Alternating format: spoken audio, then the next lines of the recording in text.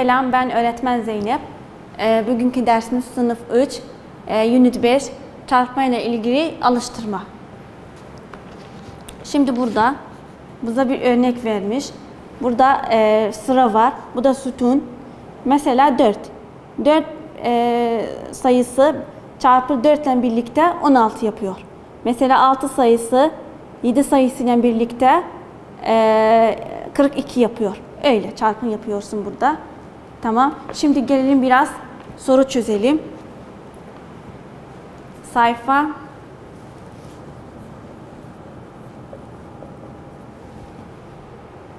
87. Sayfa 87. Mesela burada soru 10. 3 çarpı 6 boşluk var burada. 18. Burada bizden ne istiyor?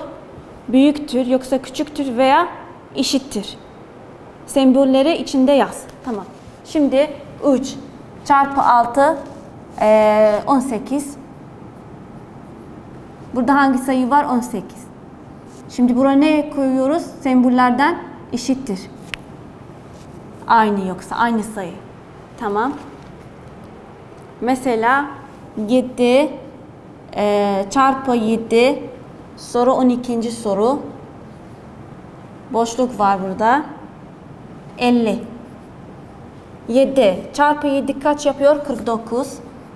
Boşluk 50. Hangisi daha büyük? 50. 49 küçüktür. Tamam. Şimdi başka bir sayıya geçelim. Doğru veya yanlış kelimeleri her alıştırma karşısında yaz. Doğru ve yanlış. Doğru ve yanlış. Tamam. Şimdi 13. soru.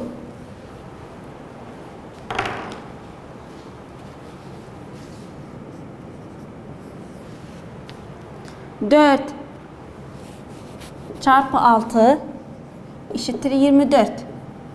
Doğru bu. 4 çarpı 6 eşittir 24. Doğru. Soru 14. soru. 8 çarpı 6 eşittir 40. Bu yanlış. 8 çarpı 6 eşittir 48. Yanlış yazıyoruz bununla.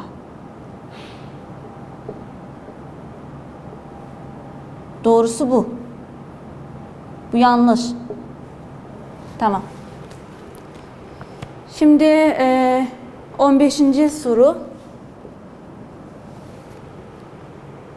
7 çarpı 7 eşittir 47. Bu yanlış yazıyoruz.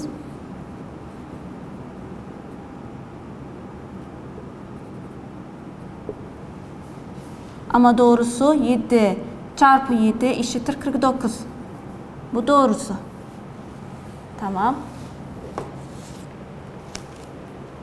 Başka birisini çözüyorum. 5 17. soru. 5 çarpı 9 eşittir 55. Ne yazıyoruz boşlukta? Yanlış. Neden? Çünkü 5 çarpı 9 eşittir 45. Bu doğrusu.